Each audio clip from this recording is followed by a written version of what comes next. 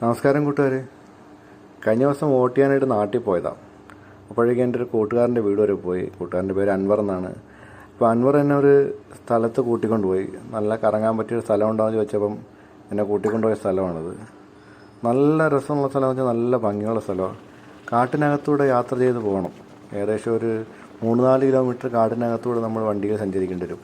അതിനുശേഷം പിന്നെ വണ്ടി പോകത്തില്ല, പിന്നെ നടന്നു പോകണം. അതല്ലാന്നുണ്ടെങ്കിൽ 2 വീലർ കഷ്ടിച്ച് പോകുന്ന റോഡാണ്.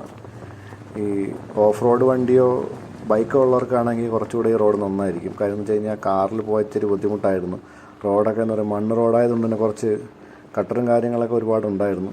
പിന്നെ ശ്രദ്ധിച്ചൊക്കെ നമ്മൾ പോയി. പിന്നെ അവിടെ ഇറങ്ങിയിട്ട് നമ്മൾ നടന്നു ഏകദേശം ഒരു 1.5 കിലോമീറ്ററോളം പിന്നെ നടക്കേണ്ടി വരും. കാട്ടിനകത്തൂടെ ഇങ്ങനെ നടന്നു പോകണം. നല്ല രസമായിരുന്നു നടന്നു പോകുന്നതും. കാടിൻ്റെ ഭംഗിയൊക്കെ ആസ്വദിച്ച് നല്ല രസമായിട്ട് പോയി. എൻ്റെ മോനാണെങ്കിൽ എപ്പോഴും ഇങ്ങനെ കാര്യം പറഞ്ഞേ വരത്തുള്ളൂ. പിന്നെ അവൻ്റെ സംസാരമൊക്കെ കേട്ട് അങ്ങനെ പോയി. ഇതിനൊക്കെ പുറമെ എനിക്ക് വലിയ പ്രതീക്ഷകളൊന്നും ഇല്ലാതെ ഞാൻ പോയതായിരുന്നു. പക്ഷേ ശരിക്കും പറഞ്ഞു കഴിഞ്ഞാൽ നമ്മൾ ആ സ്ഥലത്ത് എത്തിയപ്പോഴത്തേക്ക് ഞാൻ ശരിക്കും ഞെട്ടിപ്പോയി കേട്ടാ.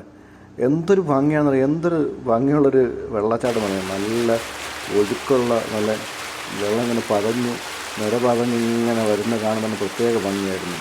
വെള്ളത്തിന് അത് മാത്രമല്ല, ഈ കാണാനുള്ള ഭംഗി മാത്രമല്ല കേട്ടോ, കുളിക്കാൻ എന്തൊരു തണുപ്പായിരുന്നു. ഞാനൊക്കെ പോയതൊരു 12 മണി സമയത്തേക്കായിരുന്നു. ഉച്ചയ്ക്കൊരു 12 മണിയൊക്കെ ആയപ്പോഴാണ് ഞങ്ങൾ പോയത്.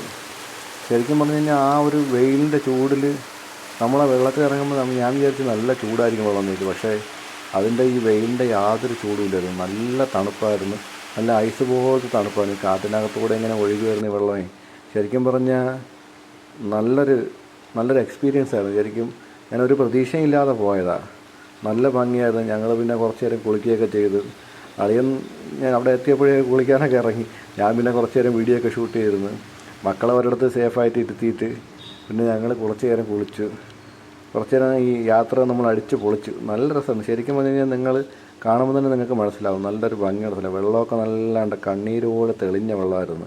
ഒഴുക്കില്ലാത്ത സ്ഥലത്ത് ഇങ്ങനെ നല്ല വെള്ളം ഇങ്ങനെ തെളിഞ്ഞ് കിടക്കുന്നത് നിങ്ങൾക്ക് കാണാൻ കഴിയും.